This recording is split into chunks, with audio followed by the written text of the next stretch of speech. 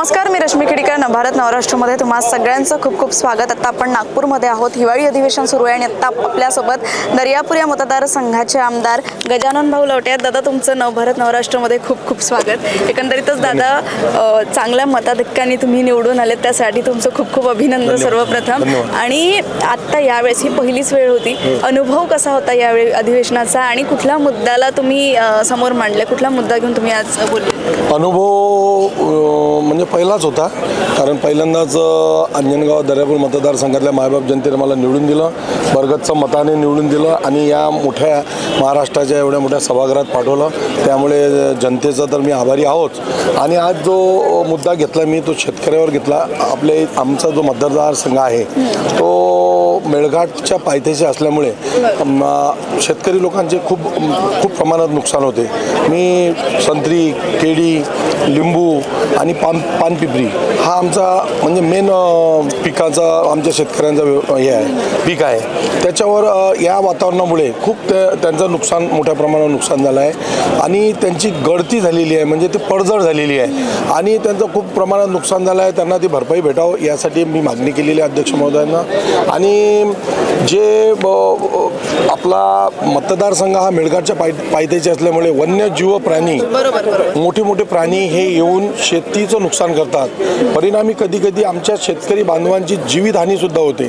ते जीवितहानी रोखावी आणि शेतकऱ्यांचं जे नुकसान होणार आहे, जे प्राणी त्यांच्या शेतामध्ये शिरकाव करतात, त्याबद्दल उपाययोजना व्हावी यासाठी मी मागणी केलेली आहे. नक्कीच नक्कीच. आता आणि वन्य प्राणी हा खूप मोठा प्रश्नालय जो शेतकऱ्यांच्या याच्यात येतो आणि शेतकऱ्यांचं पूर्ण ते नुकसान होतं, जीवितहानी होते.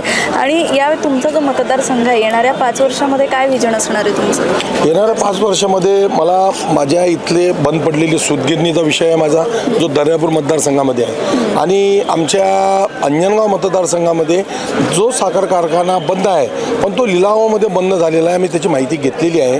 पण त्या साखर कारखान्याच्या भरोशावरच न बसता इतर दुसरे उद्योग आणून आपल्या मतदारसंघातील लोकांना कसा रोजगार मिळेल. आणि माझा एक म्हणजे एक मुद्दा माझा विद्यार्थी वर्गावर आहे की तिथं एक अभ्यासिका पण व्हावी जागोजागी. जे आमचे जे आता टाकरखेड्यासारखं एक गाव आहे, छोटं गाव आहे, तिथं पण अभ्यासिका आहे. तिथं असे अभ्यासिका प्रत्येक खेड्यात, प्रत्येक गावात अशी व्हावी आणि एक क्रीडा संकुलन व्हावे.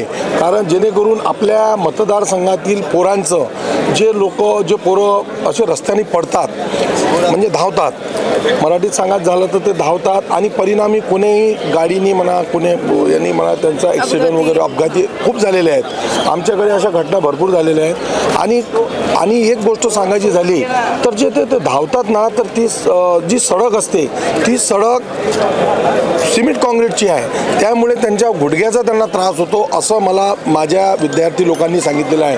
म्हणून एक चांगल्या प्रकारे दोन्ही तालुक्यामध्ये एक हे व्हावं, क्रीडा संकुल व्हावं ही माझी इच्छा आहे. नक्कीच नक्कीच दादा, खूप संघर्षातून हा तुमचा प्रवास राहिलेला आहे, तुम्ही इथपर्यंत पोहोचलेले आहे. आणि मला वाटतं त्यामुळेच जनतेच्या ज्या काही भावना आहेत, ज्या काही समस्या तुम्ही चांगल्याने त्या जाणीव करून घेता आणि त्या पूर्ण कराल अशी मी तुमच्याकडून आशा करते. आणि तुमच्या पुढील वाटचालीसाठी तुम्हाला खूप धन्यवाद. धन्यवाद धन्यवाद धन्यवाद धन्यवाद धन्यवाद. तर आज आपण गजानन भाऊ यांच्याशी चर्चा केली, त्यांच्या मतदारसंघाबद्दल जाणून घेतलं, काय समस्या आहे, त्यांनी काय मुद्दे या अधिवेशनात त्यांनी मांडलेले आणि पुढील काय विजन असणारे आपण जाणून घेतले. आणि या अधिवेशनाच्या अपडेट्स मी तुमच्यापर्यंत देत राहणार आहे. तोपर्यंत माझ्यासह पाहत राहा. कॅमेरा पर्सन तन्मयसह रश्मी खेडीकर, नवराष्ट्र, नागपूर.